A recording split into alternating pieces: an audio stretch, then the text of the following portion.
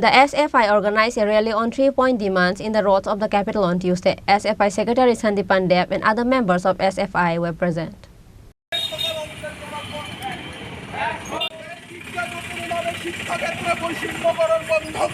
The SFI organized a rally on 3-point demands in the road of the capital on Tuesday on the issues of increasing the schools and college fees.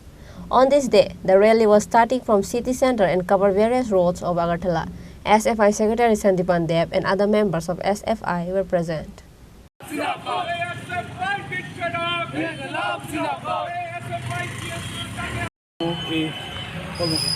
আজকে আমরা SFI এর উদ্যোগে রাজপথে নামছি কারণ আমরা দেখছি ত্রিপুরা রাজ্যের বিজেপি সরকার প্রতিনিয়ত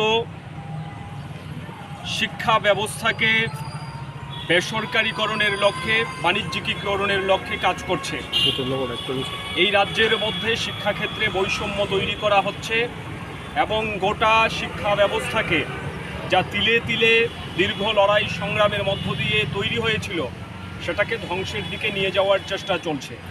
স্কুল, কলেজ, বিশ্ববিদ্যালয় সর্বত্র ফি বাড়ানো হচ্ছে।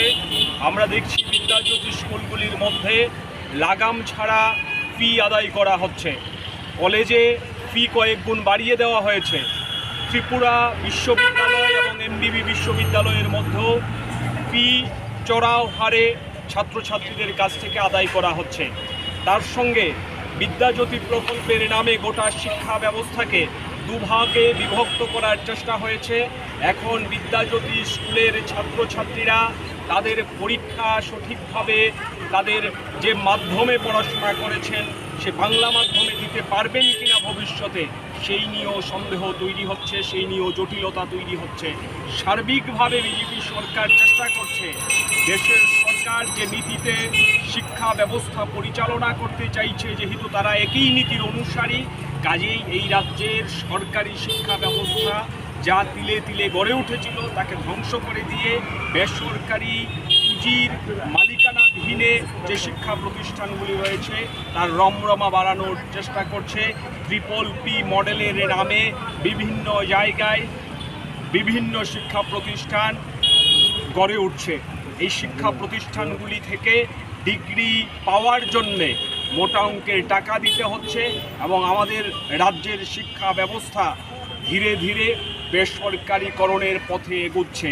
এই যে ভয়াবহ সংকট তৈরি হচ্ছে তখন সময়ে ভারতের ছাত্র ফেডারেশন আওয়াজ তুলছে সরকারি শিক্ষা ব্যবস্থাকে রক্ষা করতে হবে এবং এর জন্যে সংগ্রাম চাই, আন্দোলন চাই। বিজেপি সরকারের নীতির বিরুদ্ধে রুখে দাঁড়াতে হবে। শুধু ছাত্রছাত্রীরা নয়, রাজ্যের গণতান্ত্রিক সমস্ত মানুষ, অভিভাবক, শিক্ষক শিক্ষিকারা আগামী দিনে আমরা একত্রিতভাবে সরকারি শিক্ষা বাঁচানোর যে আন্দোলন সেই আন্দোলনকে তীব্র করব। আজকে 26শে সেপ্টেম্বর ঈশ্বরচন্দ্র বিদ্যাসাগরের জন্মদিন। ঈশ্বরচন্দ্র বিদ্যাসাগর সাম্রাজ্যবাদী শিক্ষা নীতির বিরুদ্ধে লড়াই করেছিলেন।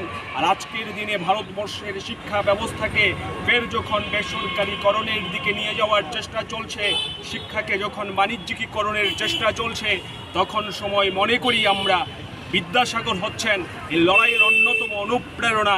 কাজেই বিদ্যাসাগরের জন্মদিনে আমরা রাস্তায় নেমে দাবি তুলতে চাই সরকারি শিক্ষা বাঁচানোর আন্দোলন সংগ্রামে সাধারণ মানুষকে সমবেত হবার আহ্বান নিয়েই আজকে এসএফআই সংক্ষিপ্ত একটি মিছিলের ডাক দিয়েছে। Reported by Pranav from Agartala, Chini, Khorang.